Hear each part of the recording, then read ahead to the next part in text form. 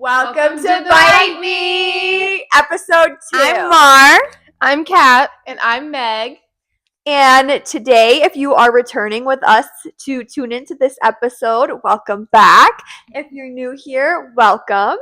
On today's episode, we are going to be talking about the entire process of applying to dental school, from starting with shadowing, volunteering, to taking the DAT, interviewing, filling out the actual application, and all that good stuff. We're going to start talking about the DAT.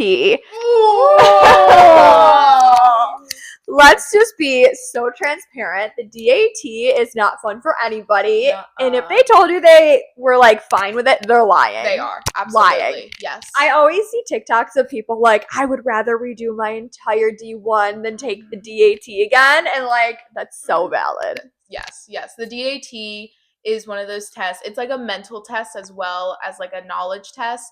You have to do so much practice just to be comfortable with taking it. It is terrible. It's such a pain. And like a lot of schools now too are not even having a DAT requirement, which is nice. I think that they're starting to like transition that way, but they have completely rearranged the scoring of the DAT. Yes. So before it was more like 20 to 30 range, and now it's in the hundreds, so it's more like an MCAT style. Yes. And then just for your reference, when we all took the DAT, it was with the old scoring from where like the high was a 30. So now with it being like the 3-digit number, I don't know how like our scores would translate to that. I've taken it with a 3-digit score. Oh, you have? Okay, perfect. Yeah. Then Kitty Cat can give us some insight on that. But you know, it's definitely important to remind yourself this one test does not define who you are. It does not define whether you're going to get into dental school or not.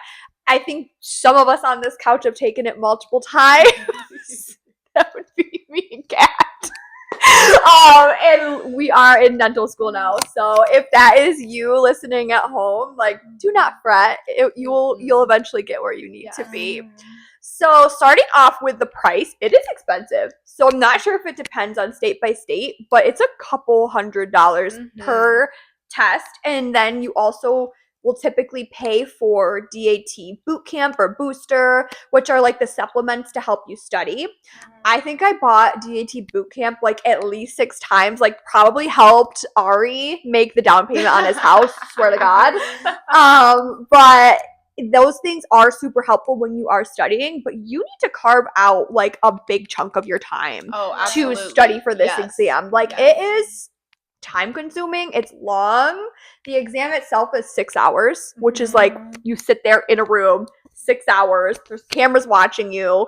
You have to put like these headphones on. It's just like that is literally my own. You have to like scan your fingerprint to prevent they pat you down, everything. Yes, it's crazy.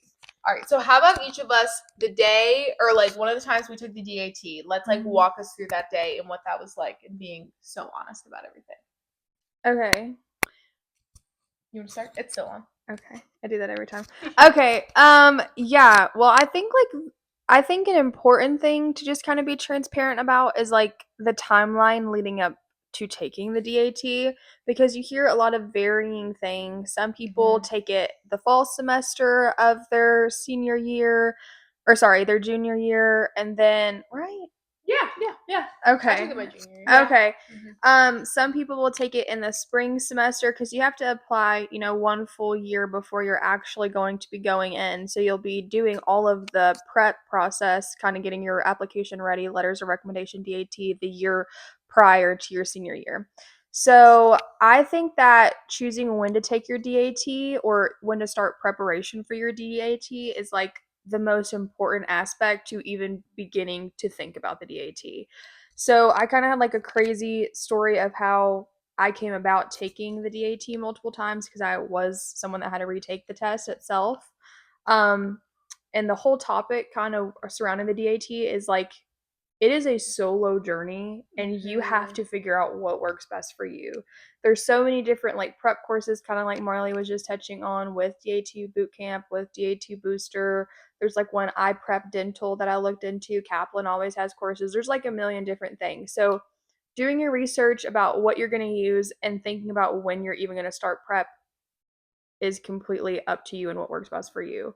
So I personally use DAT Bootcamp every time that I took the test. And like Marley was saying, and like I've had a running joke with my best friend who is also a pre-dental student. Ari saw me crawling back multiple times. Ari probably made millions of dollars. If I pulled out my Gmail inbox right now and typed in two things, if I typed in the what's the Prometric testing center, my gosh. you would see probably anywhere between 20 and 50 times that I rescheduled the test. You can pay to reschedule. So I would sit there and pay to move my test 1 week out at a time. And I'd be like, no, I just need 1 more week. I would get cold feet. And like, don't do that. Because I promise you, I learned not a thing more than I would have known going into the test, moving it like 3 weeks or 2 weeks out at a time. Like, not Also, worth can we it. talk about how that website looks like it was made in the 60s?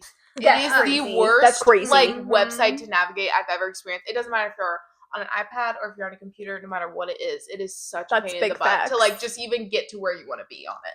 I got so comfortable rescheduling the test that I could get on the Prometric website, and they have multiple, like hundreds of tests that you can take through them for multiple different like occupations. I knew exactly where the ADA one was. Yes. That's how often, and I think it just became like a comfort thing because in my mind I had a goal, and like the first time I took my test was December before I had to apply. So I had 6 months to start preparing, and I gave myself one Christmas break, my junior year Christmas break, which was 6 weeks long, and I said, I'm going to study every day, 12 hours a day. I'm going to take it at the end of my Christmas break, and then I'll be done with it. And I put so much pressure on myself. I was in my undergrad library on the 4th floor, hidden away the entire Christmas break. It was insane. It was probably the craziest, most mentally unstable I've ever been in my entire life. Yes. I'm pretty sure I gained about 20 pounds because whatever I wanted to eat, I allowed myself to eat. So It's like a little reward. it was a little reward. I rewarded myself about 5 times a day just to make it through. So yes. I think picking, because I didn't need to do that to myself. You know, like No. I had starting in December all the way through, I mean, really July is about when you should be completed your application or aim to complete your application. So really picking when is a good time to set aside some time, whether that's away from work, whether that's you take like a little bit lighter of a course load during that semester, and then really looking into what type of study program you want to purchase for it. And like honestly, shout out Ari, because I didn't have to retake it because he wasn't doing me right. I wasn't holding up my end of the bargain, so I would recommend boot camp every day. But yeah, I agree. So when I was getting ready to take my DAT, for reference, I was 18 in my junior year. Love of college. that. And I just say this because I feel like if I were to take it now, I would have a much different way to go about it. But I mean, I was a dumb 18-year-old, and I was like, at the time I was working 2 jobs and I was in school full time, and I was like gonna crank out this test. And kind of like Kat was saying, I just became a shell of a human for like 3 months as I was studying for this test. I would literally go to work, go home, study, go to sleep, next day go to work, go to school, like just repeated. So thankfully I also used DAT boot camp, and I was thankful I only had to take it once. But I will say, like, my mental health during that time was terrible. Oh my gosh, it was awful. Like, even like when I was at work, if I was like at work during the day on lunch, I would like spend the entire lunch break just studying. Like, I had no personality. I did not hang out. That's with actually friends. dedication. Like, no, I swear, like that. Like, I like did not do anything except work, school, study. And that was like repeated for like 3 months. And yes, it did pay off, but if I were to do that now, I would not procrastinate as much and give myself more time to study. And I also think I would do, for me, I've focused a lot on doing practice questions, which I think was really, really helpful. But I did not take a lot of full-length tests before the actual test. I think I took 1 or 2 throughout the 3 months I was studying, which like totally goes off Ari's. Ari, you did a great job making that. Sorry, Ari. It's our fault for deviating from it. So I think that is one thing I definitely would change, because I think it would reflect better in my score if I would have taken more full-length test and like kind of get more comfortable and familiar with it. Yeah. I fully hired 2 tutors off of boot camp and was like FaceTiming with them, and like we would have like sessions after work, and I would like sit there and do like, questions with them. And it was just like I invested so much time. So it's like literally biggest takeaways, don't move your test. Yes. Dedicate enough time to taking your test and studying, and do the practice questions, because I did not do enough practice questions. I sat there and just tried to memorize every single little thing so that I would go into it feeling prepared. Like I was like writing notes and doing this. That's not how you study. Even if that's how you study in like real life, for this, don't do that. Yeah. Just take the questions and drill them over and over, because the way that they're worded and like the layout of them is just so different. Yes. It's like you have to actually think and then apply the knowledge. You can't just like spit out like facts that you know. And that's what I thought I was gonna have going into it, which is probably why I took it a few times. Oops. But the questions that they give you too on the practice test, especially like I'm talking about boot camp, I think we all are, because that's what we use. I've heard really good things about booster too, so like obviously maybe it's a little bit different if you're using something else, but practice questions that they give you, because there's 10 practice tests on just a regular bootcamp account. The practice questions on that are high yield information. You will see the same topics covered over and over and over again. Like similar to Marley, I memorized that 135 page PDF of the bio of the biology. Yeah, I can close my eyes and I could tell you where a topic was right now on a page. That's sick. That's crazy. Because that's how much I studied them. I would read through the 135 pages before going to bed days leading up to my test. Like sitting there and reading through them all. It was insane. But if you do the practice questions, study how you need to, but make sure to add enough time into the like review portion of your studying and do those questions, because they're high yield. So there's like a huge chance those are the types of questions over topics going to be covered on the actual DAT. And you might have a couple random questions that are super low yield information that maybe you didn't drill with the questions, but I would rather have 25 of my 30 questions be stuff that I practice over and over and over again. Yes. I know. And I will say, so I never moved my test or anything like that, but I was. Try hard. Listen, the only reason why I didn't move my test is because I'm very frugal, and the thought of spending Meg is so frugal. She's frugal, not cheap. She's frugal. Just frugal. There's a difference. The thought of spending, like, how much is it? Oh, I got you. $25 if you're moving it out 3 months before, but if you're up to 2 weeks before, it's $50, and if it's 1 day before, $100. It's $125 now. 1 to 4 days before your test date, $125. If it's, I think, within 30 days, it's like, I think they moved it to $75 if it's within 30 days. Then there's a $50 one, and then there's a $25 one. Oh, but let me tell you what, Prometric got some money out of me, and that's the inflation is crazy, and so is our PTSD. Yeah. Okay, that's okay though. Yeah, but I will say though, like obviously this test to take is an investment. Like I'm pretty sure when I took mine, it was like well over $500. Yeah, it was like $600, something like that. Not including the study materials either. Like literally just to take the test. So if your test is coming up and you feel like you're gonna bomb it, I think moving it is not a terrible idea. Yeah. But don't move it just because you're scared of taking it and failing. Don't move it 2 weeks. Like if you're gonna move it another maybe month or two, fine. But 2 weeks in on, I wouldn't recommend it. I didn't know anything more. 3 days. Agree. What was that gonna do for me? Order Prometric. You're welcome. But that being said, talking about just like investments, the application process is also super pricey. Woo. So like you have to pay to apply, and then you have to also pay per school's like not secondary application, but like more tailored to that school. So like for example, if you're paying to go to a certain school, maybe through the portal it's $100, you actually have to go on and fill out their personal application. That's sometimes upwards between $75. I've seen ones that are $150. So like if you're applying to 10 schools, you're gonna pay well over $1,000. You know what I mean? So just kind of being financially ready to make those investments when you are applying. That's definitely something that you need to think about, and also set yourself a good amount of time to fill out the application. Like, even if you're not going to submit it the Yes. day the portal opens, get on there and have everything ready so that when you are ready to submit it, you can just click submit. Yes. So there's a lot of questions Yeah. on there. Because I wouldn't say filling out the actual application is hard, but it's very tedious and time consuming. yeah. Like, you literally have to put hand put in every single course you take, the grade you got in it, the description of the course, what year you took it, and all of that stuff.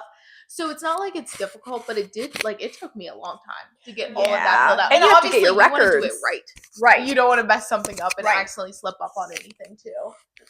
There's also like the application portal opens in May. It like changes the specific date, but it's pretty Mhm. early in May, and then they don't actually start accepting applications until the beginning of June.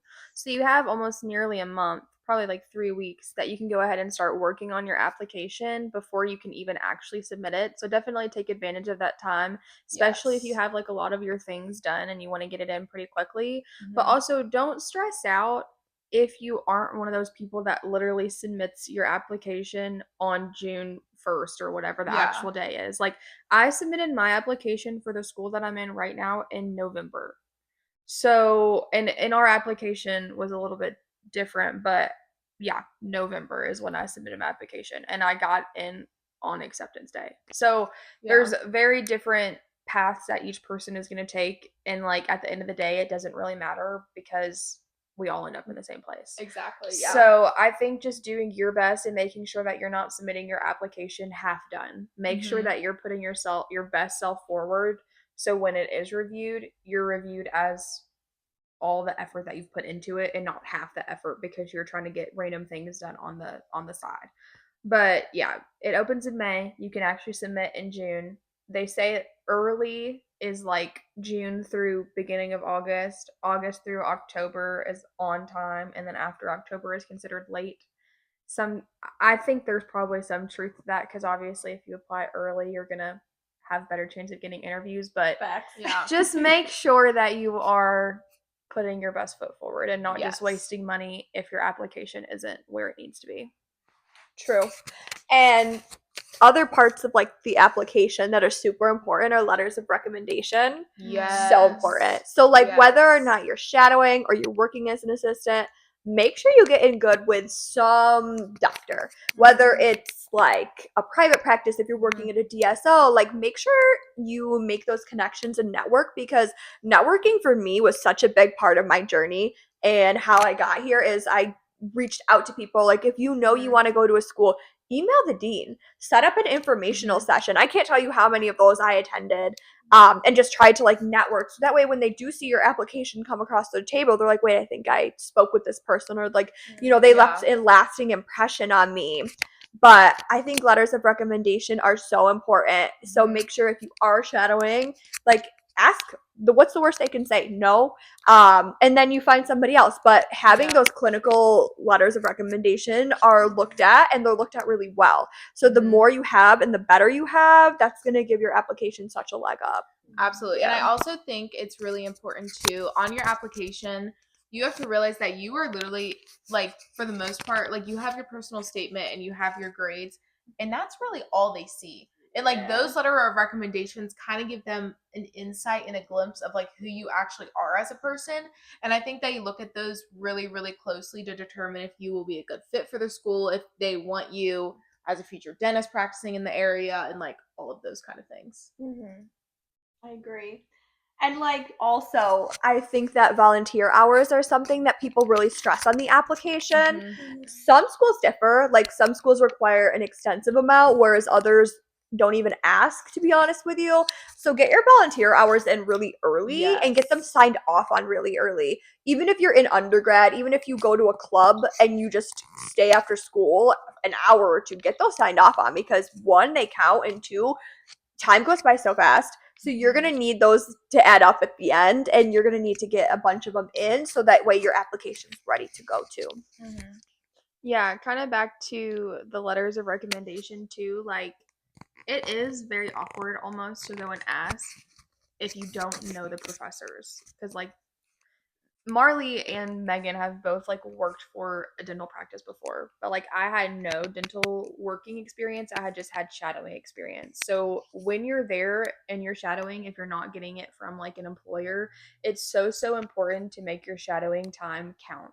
Sit there, talk to the dentist. Like the dentist was in and out of the room. So like half the time I was shadowing was me sitting in the dentist's office and talking with them. Yeah. So that's it's true. so important to use that time wisely. I was asking questions. Obviously, be friendly. Put your best foot forward. I was showing up dressed professionally. I was showing up on time. I communicated with the other staff. I didn't just shadow. You're so good. I didn't I'm not just even surprised. sit there, talk to the dentist. Like the dentist was in and out of the room. So like half the time I was shadowing was me sitting in the dentist's office and talking with them. Yeah. So it's that's true. so important to use that time wisely. I was asking questions. Obviously, be friendly. Put your best foot forward. I was showing up dressed professionally. I was showing up on time. I communicated with the other staff. I didn't just shadow. You're so good. I'm not even surprised. I didn't just shadow the dentist. I shadowed every single person in the office. I spent time Love. with the front desk receptionist. I spent time with the sterilization techs, the dental assistants, the hygienists. Like That you is have so to- good. That is above and beyond right there, okay? You For want real. to make a really good impression for yourself, but also like I needed to know every role in the office because I'm not just going to be working my role one day, especially like as a dentist you are in a leadership role in your office, so you need to make sure that you understand how it all works together, because if I didn't understand that, then I wouldn't have been able to put as much of myself into my application process, because I talked about that. I talked about how it all works together. So I think that's important for shadowing. I also think asking for letters of recommendation from professors, awkward. So awkward. I had a professor tell me no once. I had a professor tell me no. Swear to God. I did too. Yeah, and she was like, yeah, like I just like don't think that's the career for you. Like you should go into teaching. And I was like, wait, what? I'm literally in cell biology. Like, what are you talking about? Yeah. Oh my Sorry, gosh. but I got here. I didn't have that. That was not my Oh. experience. Tell us your experience. Okay, so like I was saying earlier, I was a re-applicant because I took my DAT and then I had to take it again. And so I had a really, really strong application in everywhere except my DAT. So then when I didn't get in my first application cycle, I was like, okay, I have to lock down and take my DAT. Well, what happens when you have to reapply? You have to completely restart your application. Oh, Like, you're- it's so awkward. I'm like, for the 5th time. It's actually like a humiliation ritual. No, it really is. But I can attest to that. It was awful. But I had known one of the professors that wrote me my letter of recommendation extremely well. I had done research under her. I knew her really well. I knew her personally. I went to her office. Like, I knew her. But getting a second professor to write it for me was kind of awkward because I was in undergrad. Some of it was beginning of or during COVID, my first few years. So that was really awkward because I had done so many classes online, especially for other people that might be going back to college later in life or are doing online so they can maintain like their work schedule. It can be really hard if you don't see those people in person. So I did a lot of reaching out through email, but it got to a point that I didn't hear back from one of them, and the application was due really, really soon, and I was doing it over the summer. So how do you get a second letter of recommendation? So I start reaching out to every single professor that I had in undergrad. I'm graduated at this point. So it's coming from my personal Gmail account too, which they're not reading because they're only looking at .edu or whatever. Yeah. So I waited till they started school back up and I drove to my college campus. Oh, you're bold. With a file in my hand of my current resume, everything that I had been doing to improve my application, and I went door to door of the offices, and I was like, no, I'm not kidding. I'm not kidding. I wanted to die. I'm gonna hype you up right now. That just shows if you want something that badly, you will figure it out. 1,000%. Oh my gosh. Like, you will literally make yourself feel about this big, but you'll do it because it's where you want to be. Yes. That deserves all the hype. Sorry, absolutely. I know. Crazy. Well, now my story of asking for letters of recommendation are so boring. You're like, Maggie, Megan, you little genius, will write you anything. So when I asked for my letters of recommendation, the one professor I asked, I was a TA for. Love. So though, when I was asking for my letters of recommendation, the first professor I asked, I was a TA for her That's semester. cute. So that was like, we spent a lot of time together. Mm. I helped her a lot, and she helped me a lot. So I feel like that was a given. And then my second professor I asked, she was technically my mentor as well. Oh, that's sweet. Because at my university, I was called a STEM peer mentor. So I would go to all of the freshman orientations, all the freshman classes. Imagine seeing that freshman year. Literally. And this is so embarrassing, but I was like the same age, or if not younger than most of them. And I'm like, yeah, I'm graduating this May. Like, it was so awkward. But I mean, I did the school, I did the thing, so it wasn't. But it was just kind of funny because they were, yeah. But anyways, so then the second professor I asked for was my mentor for that STEM peer mentorship program that I was a part of. And it's kind of same thing. I spent a lot of one-on-one time with her in like preparation for all of these events. So that made it very helpful too. Now my doctor's letters of recommendation ate the house down. Oh my goodness. Oh yeah. Okay, wait. Did your doctors let you see the letters? Yeah. Oh yeah. Oh, okay, same. Oh yeah. Same. Yes. Some of my doctors are foreign, so they were like, "Did I spell this right?" And I was like, "Yes, Habibi, like, you did." But like, oh my god, I was like so crying sweet. reading them. Same. They I were was so crying reading sweet. Mine was so funny. So, the doctor I started with when I was 16, he's older, and he wrote me his letter and he sent it to me, and he was like, "Yeah, you're gonna have to fix some of my like grammar mistakes." Stop so it! I like looked at his letter, and just the amount of words that were highlighted under red, he was just killing me. But no, like literally reading all of those letters, especially his too. Because, like, for some background, the doctor I started working for when I was 16 was my pediatric dentist. So he has known me my entire life. So just, like, the letter he wrote, like, truly brought me to tears. I was like, sweet. oh, no, You know? seriously, yes. Like, Yeah. it was, like, so sweet. And, like, the other doctors, like, I love and adore them so much. And, like, they wrote such sweet letters as well. And one of them I really liked is if you are, like, working at an office, have the doctor really focus in on like your clinical work and what you can do, because one of my doctors, she like went in. Wait, that's she nice. was like she can fit and seat different stainless steel crowns, she can do like Wow. different space containers, she can place matrix and wedges. Like, she was going in on like every single clinical thing I can do.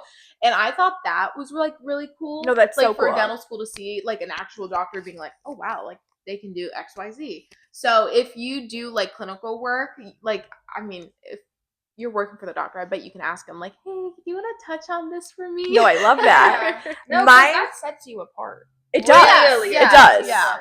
So And- that was, I thought that was a really good touch. If you're like able to add that to Agree. your letter, I think that'd be really good as No, well. I agree with that. Mhm. And like working for a DSO, like it's very much not like you see a lot of doctors and there's a lot of people and it's all at once. It's crazy. So I was able to get letters from like every single doctor that I worked with there. That's Because I just nice. like was able to form those relationships with Yeah. them just because I was like up their butt, like I want to be a dentist when I grow up. So like that for me really helped. So I had one Yeah. from an oral surgeon, an endodontist, and then 2 of the owners of the practices. Yeah. So it was really helpful having them like back me, and also it's like, wait, you Yeah. think I'm good enough to go to school and like write your name on behalf of me, like So it was Yeah. like it was really I good. also think it's really cool that you were able to get letters of recommendation from like different specialties. Oh So yeah, I think that's really good touch, because Oh, mine yeah. were, I worked for a private practice, so they were all under the same thing. But that's Right. really cool that it was all like an oral surgeon, endodontist, everything Yeah. like that. That's really nice. I agree with that. It was a good touch for that for sure. Were you able to submit all of them? Oh yeah. Did you just have to like email because they're capped? You know how Did you have to do the lets you letter committee thing where they all submit it into one? Absolutely not. I just submitted all of them. Yeah. You were able to? Yeah, because you could do Oh. 3, and then I sent one. So yeah, you I sent knew, one. I Oh. knew that some schools would accept it if you emailed extras or an extra or whatever. Yeah, but I okay. did mine where it was like a board committee. Oh, like a Since they committee letter. Yeah, a committee letter. That's what, and it was like all of their letters combined into one. love that. Did you have to go sit in on an interview for that? Because my undergrad gave me the option to either get 2 professors or to get the board committee or whatever. But like the board I did was too. a set given person. Yeah, Or like mine. the board was a set given group. Yeah. So if I didn't have them, They were just kind of going off my grades. Yeah, so for mine, so I did the 3 dentists I work for, they did theirs as like a board, so that only counted for one. And then my professors were able to submit both of theirs individually. Oh, So that was you got nice all the too. hype then. Yeah. Love. So let's move into interviewing. Everyone's favorite thing. Okay, so interviewing is like that's your time to shine, baby. Yes. You made it in an interview, so that means you gotta Yes. go in there and you need to sell yourself. Mhm. Like go in there with every single story ready at the tip of your fingers. Like prepping for your interview, definitely important. You want to Very be important. authentic, but you also don't want to like stumble over questions. So I Yes. definitely reflected a lot back on my personal statement because my personal statement was super tailored to me, my life story, the struggles that I've been through, what I want them to know, why I should be here. And that's what I think like personal statement should kind of look like. That is important. Well, you'll whip something up. Don't even worry. Okay. So interview day, it's definitely super overwhelming and intimidating, but you have to go in there confident no matter what. Yes. I've had interviews where they were on Zoom. I've had interviews in person. I had such a long interview day at this one school. It was like 8 hours. We had to eat lunch. We toured every single specialty rotation. We were with a group interview, a solo interview. So like every school is truly different, but the solo interview is where it counts. Like, Yeah. 1,000%. so you just really need to go in there, be you, but be the best version of you. Like Yes. sell Yes. yourself. If you have to go in there and be like, please accept me, like do it. Like Yeah. really that's how you have to kind of pitch yourself to these Mhm. people. Like at the end of my interview for the school we're at now, I gave my interviewer a hug. I was like, I just want to thank you, like truly for taking the time to get to know me today. And we hugged and like if you know me, like that's so me. That's so like you. such a like me thing to do. So I was like, you have to put little pieces of yourself in there, but also don't be thrown off because they'll ask you weird things. Oh yeah, They'll- 1,000%. They'll be like, so like what? Like in a lack of better terms, like what do you suck at and like why? And you have to come up. You can't be like, no, I'm great at everything. Like I promise. Like no, you have to tell them like what can you improve on. So And they don't want they don't want a fake answer. Like classic interviewing 101 is like give them a flaw of yours that's not truly seen as a flaw. hard. Yeah, I'm a perfect. They don't want to hear Yeah, that. They want to no. actually see where you have struggled and how you are actively working on getting better at that. Because they don't Yes. want people that sit around and are completely okay with not bettering themselves, because that's literally what dental school is. Because you come in knowing little to nothing, and then you Yes. leave knowing a large portion of information about this one profession. So they want to see that you're willing to work on yourself and Mhm. work on your skills to get better, because that's going to be the biggest tell on if you're going to be good in school or not. So give real 1,000%. answers about where Yes. you are lacking. Yes, 1,000%. And then I also think for interview day, like I feel like the whole application process like truly does beat you down a little bit. It does. And this is the day where does. it really does. And Cue this 20 is the pounds. day- and interview day is the day where you are 1,000% given permission to brag on yourself a little bit. If you have a cool story, if you have a cool experience, make sure you highlight them. I mean, don't be like rude and like obnoxious about it, but like you're allowed to tell your interviewer and like the faculty you're with like all of the experiences that you've had. And then I also think for interview day, like how you mentioned your long one, your personal interview might be like an hour, but you are truly being interviewed the entire day. Oh, How you communicate with the other Yeah. people you're interviewing with, how you're communicating with other faculty, random people walking by. Like you are truly being watched like a hawk the entire day. Just to they're a little bit judgy. They watch you the entire time. There was a group of people in my interview talking about how much they enjoyed other interviews that they had done prior to ours.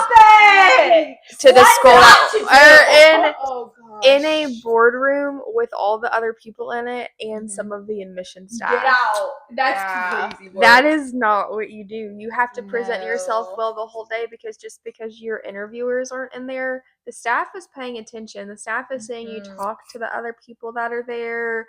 They're hearing what kind of conversations you're having.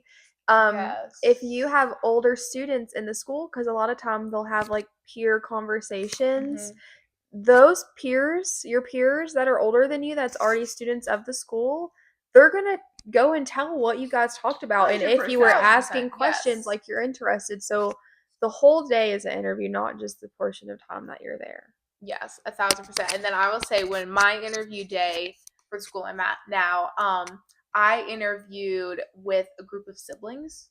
It was a brother and Crazy. a sister, and you were allowed to bring like family members, if Which you is not wanted. normal, by the way. Which is not It's normal. not like the standard. No, that is not the standard. I've But like, never heard of that yeah, before. same. But like, our school like made an exception. Like, I think a lot of people too, because they were traveling from far. Yeah. Like, oh, if you want to bring. So, anyways, these two siblings brought their dad, who of course is a dentist as well. And the conversations they were having while the dean of our dental school was in the room was mind blowing, because I think like they weren't necessarily like being directly mean, but like the kind of side comments they were making, and then the way they were also communicating with each other while the dean is sitting right there. I was like getting secondhand embarrassment. I was like, please stop. See, you actually need to do the opposite. Like, you need to sit there and like know facts about your school that you're interviewing at. Yes. You can interview at 10 schools, that's fine. Know the mission statement, know a couple facts about the school, act like you care about the school you're interviewing at, just because it looks so good. Yes. And also, like, when you are getting interviewed, each interviewer, like, you cannot hide a thing on your application. Mhm. So like, they'll ask you, hey, like, what's going on with this class here? Like, this wasn't your best. Or like, oh, I see you're lacking in this aspect of your application. Like, can you tell me about that? So they'll point out certain things that they feel are like lacking or like not as strong as other parts or aspects of your application, and they're going to ask you. So you need to be prepared to answer that and have a good answer to basically combat why your application was a little bit less than in that portion. Yeah, definitely about that. And like kind of what Marley was saying about, you want to present your best self at the interview that you're at, but also you need to present yourself in the way that they are going to use you at the school. So each school has their mission statement, and each school has a very niche area that they're going to be located in. So some schools are in really small rural areas. Some schools are in really large metropolitan areas. Some schools are, suburban, whatever, but each school is going to have very unique characteristics about where they're actually located, which plays a huge part into dental school because that is your patient pool. So making sure that you align with their mission statement, align with their values is so important. And then do practice questions leading up to your interview and tailor your answers to their questions about what they want to hear about their mission statement, which like I truly align with our school's mission statement and like where we're located and like the work that our school is going to do with us once we get to like clinic basis of seeing patients and things.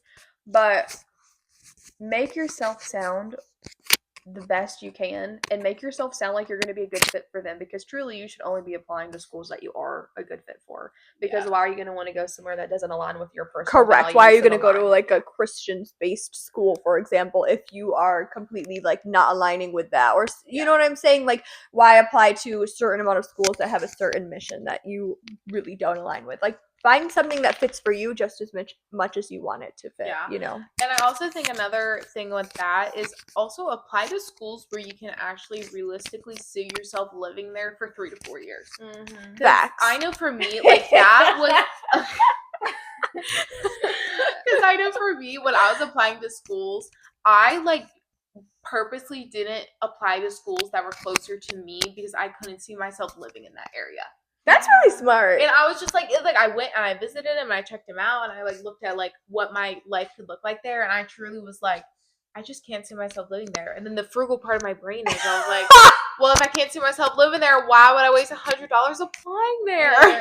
So I was the exact opposite. I was like, whoever will give me a chance. Like, I literally am not kidding. Like, I applied to the University of Nebraska because I simply would have gone anywhere. We're not in Nebraska, by the way. But, like, I simply would have gone anywhere that would just give me the chance to like live out this dream. So I applied everywhere and anywhere that I fit. That's And valid, like, though. you Like, should write out your stats, what the stats are for the schools that you are applying to, and like what their DAT average is, what their GPA average is. And that's how I kind of figure out, like, okay, this one kind of aligns with mine, I'm going to apply there. I had like a little book that I did that out of, and it helped me when I was applying. So A really good resource for this that, I also bought multiple times throughout my application I'm done. cycles, plural. There is something called, it's by the ADEA, and it is called Dental School. Oh, Chico likes the microphone. He has something to say. Share your information, your knowledge, honey. He's so handsome.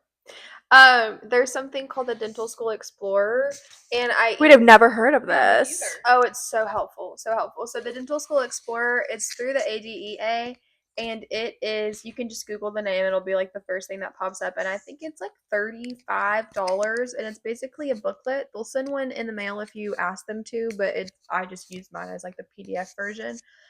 It has every single school stats. So it has all schools listed, that's all Canadian and all of US schools. And you click on the school, it has their mission statement, it has who their current staff is, it has their their average DAT scores, it has literally every single stat of students that applied there by region, I love that. by That's nice. it has That's a good different resource. Does it have in-state versus out-of-state has in-state acceptances? versus out of That's state. important. Make sure to look into that when It applying. has GPA. It has average volunteer hours. It has average shadow hours. It has every single thing you need in one place, so you don't have to look up a million different schools. I love that. I wish I knew that. I made my own, and it took me. It's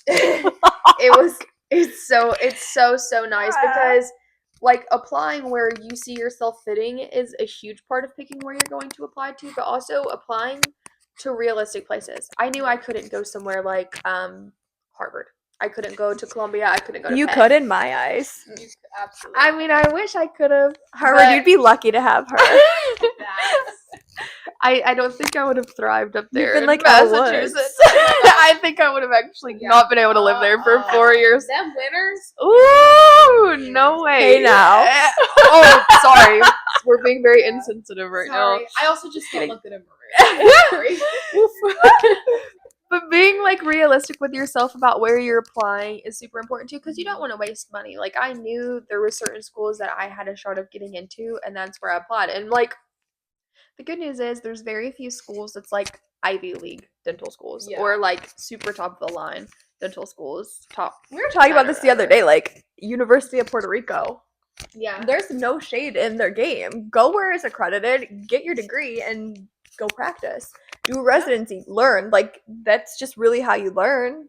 It's just by doing, yeah. Also, like their tuition is so low. I would love to go there. Low tuition is insane. Like actually, sorry, my home state, the dental schools there are some of the lowest tuition in the country, which is like actually crazy. And then there's some dental schools that you apply to, like there is a dental school that has a larger class size that I had applied to, that was in like a neighboring state to where I'm from, and their tuition was like double what I would have paid at an in-home state school. Yeah. So the Dental School Explorer also has cost of attendance and cost of living expenses in that area. So like literally shout out Dental School Explorer. It has everything you need. Dude, love underground resource. I had no idea about that. But that's Go where it's least expensive, Mm-hmm. too. You don't need to rack up more debt than you're already going to rack up. No. You know? True. That's a huge conversation too. Like Mm-hmm. Yeah. and obviously if you have a dream school or a dream program or something, Then close to your go. home, Go by all then means. go. But if you're in between picking a dental school, like you have multiple acceptances, go where it's cheaper. These interest rates on the new loans is no Crazy. joke. It's crazy. It's no joke. And just do what's smartest for you because you don't want to be stuck in a really bad situation after you're done with, Let's talk personal statements. Okay. Oh goodness. I talked about like obviously you want it to be personal, but I dug deep for my personal statement. And I wrote about things that were specific to me and things that have been impacting my life, could have impacted my future, didn't. And I made it so specific just because I wanted the schools to truly see my heart and my dedication and how, yes, I've gone through XYZ in life. However, I'm still applying. This is still where I want to be. This is still what I want to do. So I think it's really important that they see truly who you are. when you are making your personal statement, make it obviously very personal, but Mhm. dig deep. Like bring out those traumatic events, those sad stories, because those are things that have shaped you as a person, Mhm. whether you want to believe it or not. Trauma dump. Trauma dump. I think also just like while writing your personal statement, you want to make it unique to yourself. Like you don't just want it to be like, I like helping people. I want to go into healthcare. I don't. You have to make They read it. that 1,000 times already. Yes. I promise. You have to make it stand out. Like my first paragraph of my personal statement had nothing to do with dental school whatsoever. Mhm. Like my personal statement started off talking about my grandfather, who was a volunteer my whole life and has been on the board and the president of a homeless shelter where I'm from. Oh, that's very cute. And he like inspired me to be who I am today. Like I really love that. I grew up going and helping him with those things, and like that's kind of where I found my path to like wanting to help people truthfully, but like I worded that in a way that it wasn't a run of the mill answer of being like, Mhm. I want to help people. Like I gave like a story behind it. And then I went into my path of getting here. I talked about high school and when I decided I wanted to be a dentist, and then I went on to college, and I went on also just really like to write. So like if that's a strong suit Sad. for you, like I don't know. I would say that my personal statement was probably the best thing about my whole application because I'm just a good writer. Not Have to like people make read it, myself too. sound No. bad like that. No. Brag on yourself, girl. Yes. Like I think that you just have to use your Strengths. strengths to Mhm. make it better. We'll just leave it at that. Yes. But you know what too though? Like that is like you're a good writer. So if I had a friend that was like such a good writer, like have them read it. Have like Mhm. your advisors read it, faculty read it, like have them double check it and be like, you know what, add more of this, or like, maybe that's a little far. Like Yeah. kind of gauge it. There's nothing wrong with that. I had so many people read my personal statement.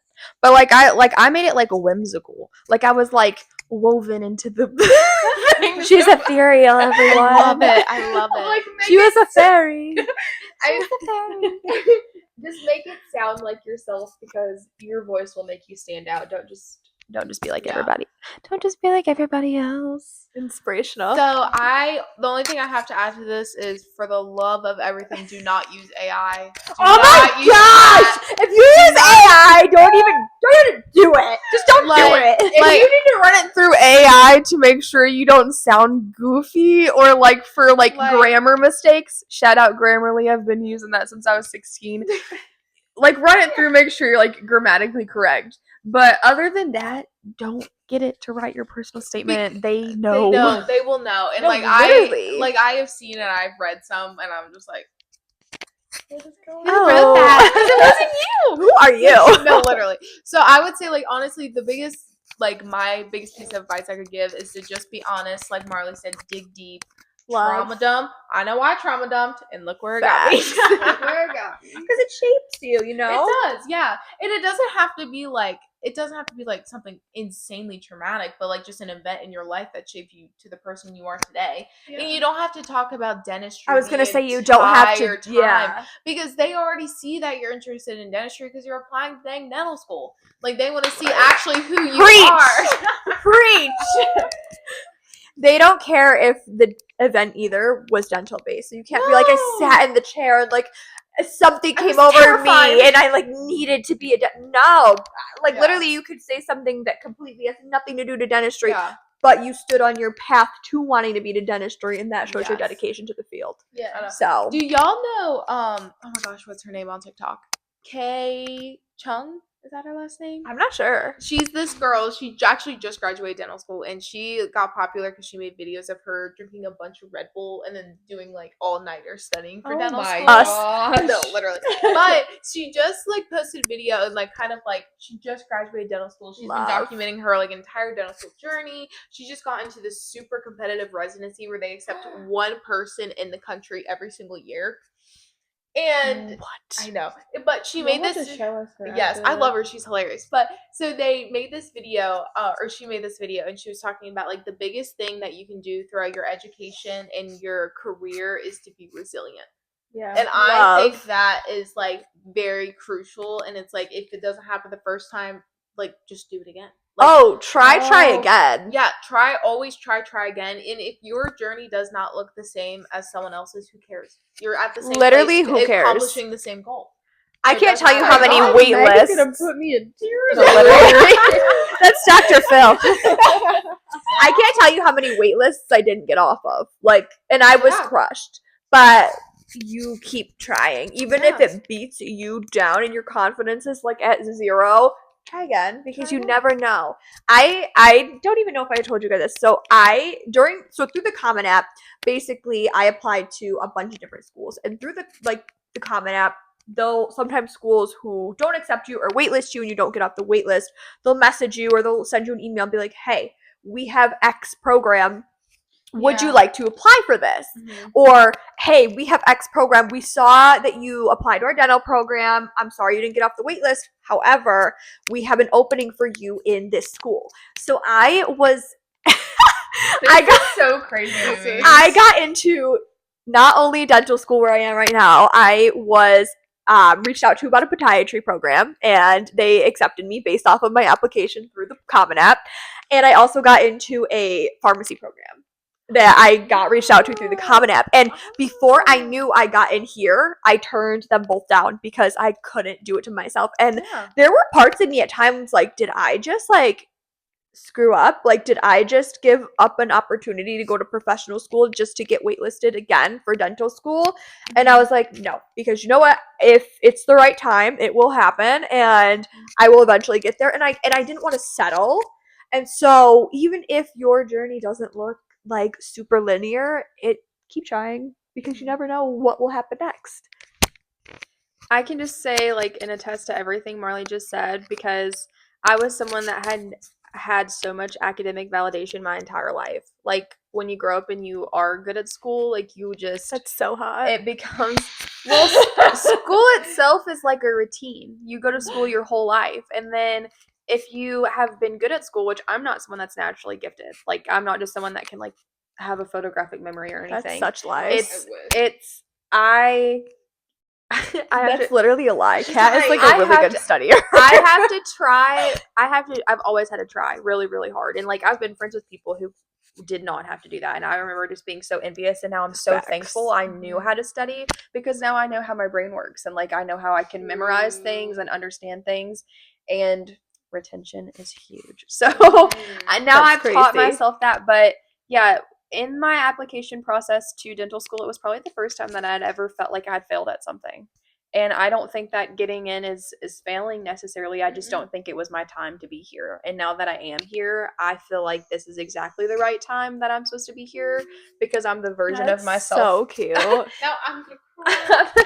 I'm the version of myself that needed to be here now. Like, That's Yes. facts. if I would have come into dental school right after undergrad, I probably would have been a less mature, less self-aware, less secure person than I am right now because the time it took me to get into dental school, I was becoming who I am growing. now. You're Yeah. growing. So if it is what you want to do not give up on it because the amount of That's facts. I was crying last November, so not even a year Oh ago my yet. gosh! After I retook my DAT again.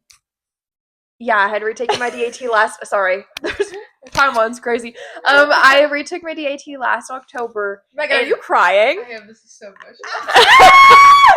And I was sitting at the kitchen That's crazy. I was sitting at the kitchen counter with my mom and I was crying and I was like, I just don't know what else I can do. Like, I've put my whole life into this, like, so many years, so much time, effort, Facts. money into it. Like, Oh yeah, I've had that. I've had those same like. and I don't know if Outbursts. you, Yeah. I don't know if you felt like this, but like, I felt like I was putting my life on hold. Like, I just Yes! kept saying, like, I'm ready to start my life. I'm ready, and that's not what it is because I would not change anything about the last few Correct. years of my life. The Mhm. detour that I took made me exactly who I am today. And I'm so, I so, agree. so thankful for every single memory that came from that.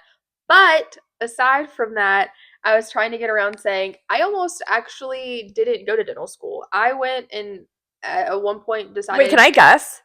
Yeah. Pharmacy. No, it was. Meteorologist. How did you know? No, I'm just kidding. I'm just kidding. I had applied and I Model. didn't get in, and I'd taken the DAT multiple times, and it wasn't working for me at that point. And like I said, it was the first time I failed, and I was like, I got to figure something out. This just isn't for me. And I took the GRE, and I was applying to go out. get my MBA, and I was going to go to business school. I was like Ooh, doing that path. Wait, that's so tea. that is so tea. Yeah. Good idea. Yeah, and then it stayed in the back of my mind that I wanted to be a dentist, and I I would decided- I would feel the same. I think we Yeah. all have. 100%. Yeah. Because like I'm sitting there working I had a master's degree working an entry level job, and I'm like, what am I doing? Like, Yeah. why am I doing this to myself when, I could be working something else, or I could be working towards something else, but instead I'm in this weird transitional phase of my life where I'm waiting to get this acceptance that I've always wanted, but at the same time, everything else is on hold. I'm struggling in every Yeah. other aspect to make this work, but when it does work, like, it still feels surreal to me. It does. Like, it doesn't feel like I'm in dental school still. Like, I'm just like, I don't know what I'm doing. This is a simulation, Like, where are we? What am I doing? They say it happens fast. It happens fast. does. That So fast. Yes. literally it was Meg. November. Yeah, I was Meg. crying, and then I'm here. It's like it's insane. Stick with it. Yes. Stick with it. Literally. And also, there's nothing wrong with taking a gap year. Nothing or 2 wrong gap with years. it. Or 10 gap years. Doesn't matter. That's big Yeah. facts. facts. Or have not gone to college at all, and you decide in your 30s that you want to be a dentist, or it was something you always thought about, and then you go for your undergrad in your 30s, and then you start dental school later on. Like, Then there you go. there's any path to it. I don't think that there's a specific timeline. Like, I thought I was gonna feel like a geriatric here.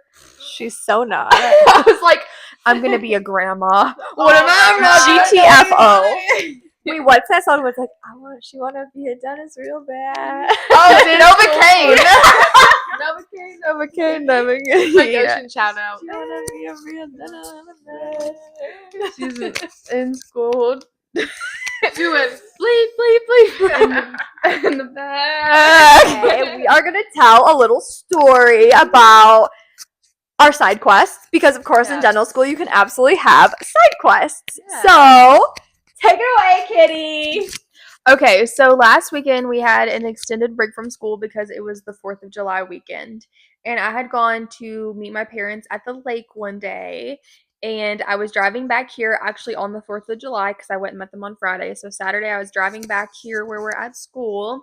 And I was listening to Shrimp Life 1, which is probably one of the best albums of all time. And I was having a great day. And I had a venti vanilla sweet cream cold brew in my hand. It was Love. sunny. I was singing along. It was a great time.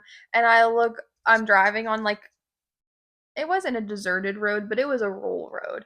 And there's this little dog that's off the side of the road. Her tail was up and wagging, and other people had been in front of me, just flying past her, and she was really close to the road.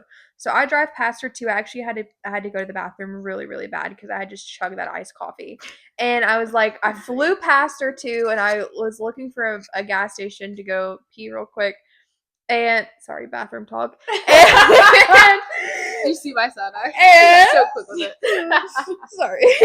And I actually missed the turn that I needed to take because I was thinking, should I go back and get that dog? So I'm like, okay. I saw her, and I hadn't really been paying all that much of attention to the side of the road already. And then I missed my turn, so I was like, I'm going to go back and check on her. So I turned around, drive back 4 or 5 minutes to her, and I pull over on the side of the road, and I'm like, if this dog is friendly and comes to me, because I had tried to get other strays before and they won't come to you because they're scared, then I'll put her in the car and I'll take her somewhere. Well, she came right over to me and hopped right in, so I'm like, okay, we're going to get her some help. What song were you listening to? This Could Be Us. And is that not such a sign? It is Bro, such a sign. yes. You know And I then- believe in signs. And then also flashback to last week's episode. Kat literally was like, I don't have any dogs yet. I might Literally go run. 4 days later, then surprise. Also, side note, Kat is a secret gangster. We were talking about this yesterday. Gosh. She'll she's literally the sweetest little bee. She's just hi, sweet, Taylor Swift girly. I like to read books. We'll be in the car and she'll be listening to Sosa. The whole way to school, the whole thing. She's And like, can you try out 21 Savage? literally. And she'll know every lyric. It's actually mind blowing. And you're just is. kind of oh. And I love every single second of it. Love So every back to second the of it. story. Kat calls me and is like, hey, So, like, I got a dog, and, like, I picked her up on the side of the road. And, like, if you know me, I am quite literally the local mother nature. Like, if I see a little squirrel on the side of the road, like, I'm going to get it and nurse it back to health, like, no matter what, like, at risk to myself, like, craziness. I'm just, like, that animal girl, obsessed with animals. So I was like, absolutely, bring her on up. We are gonna nurse this dog back to health. We'll either figure out an owner, we'll foster, we'll figure it out. Yeah. So Cat calls me back 20 minutes later. So I think the dog has a tick. I'm like, all right, I got a brush. Let's do this thing. She gets here. The dog has about 600 ticks. No lie. Infested. I've with never ticks. seen anything like this in my life. We're like, we can't bring this dog inside. Like, No, clearly I have uh-uh. dogs. She has dogs. Shout out to our friend, Seth! A text picture here. Yes.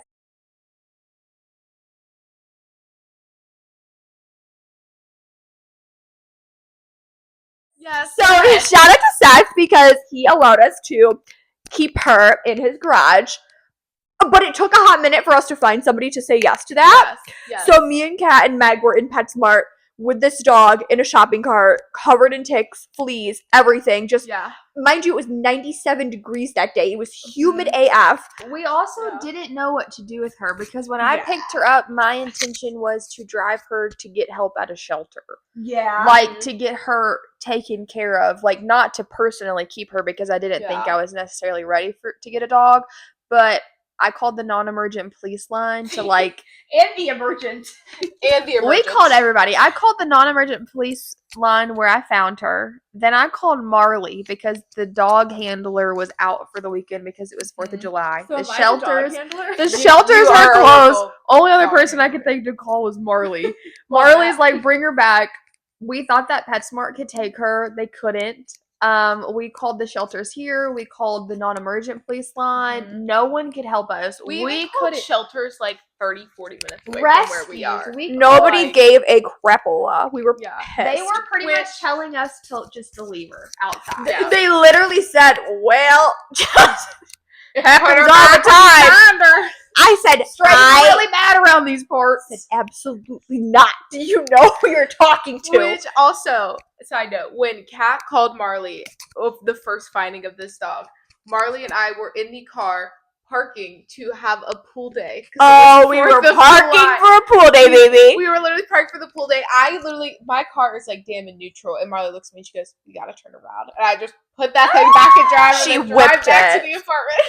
Yeah, so we nursed this dog back to health, got it care at the vet, and Kat is the proud new owner of a female beagle, 3 to 10 years of age. We're not sure. It's Neither her is the picture up vet. here. It's her picture. Cutest dog. So love sweet. her. So cute. I Her think name is. We forgot a huge part of the story because someone would be very disappointed if we didn't mention this. Her name, my new dog's name, age 3 to 10 female beagle, because they can't narrow down an age for her. about 600 ticks later. About 600 ticks later, her name is Eloise, because we were calling her Lou. Eloise. Seth, after the guy that kept her in his garage for a couple days for us. Shout out Yes. Seth. Howard, after our good friend and producer and manager and all of the above, Manny drove Eloise to the vet I forgot. in his truck so we didn't have to put her inside of our car. And she actually She defecated in the bed of his truck, and he was he had to clean it himself while we took her inside. And then the best part is they're on the side quest right now during our lunch break. Yeah, That's that's big and- facts. And Mr. Manny, our manager, was very concerned about being late to class after lunch. We made it back in time. we were did, trying we to did. document and film the process because obviously we want to remember how we got sweet little Eloise. And Marley was taking some videos, and we have this excellent. Maybe we'll add the video in here. We'll clip the video in of us smiling, and we're like, yeah, whatever. And what does he say? You have to talk like him, please. Well, you want to keep videoing while we're going to be late to class. that a video when we're late to class. So dental school can be fun, and It also can be fun. I think it's just an us thing. Like we have mad side quests that like Yes. we'll share with you course. weekly on our drops. But also, please admire Oh my our new banner merch to Love. come soon. So if you are looking for a Bite Me t-shirt, comment below. What's to come is in 2 weeks we will be having our first guest on the pod, so that'll be super exciting. And next week, tune in for, of course, another new episode of Bite Me. Thanks for watching. Woo!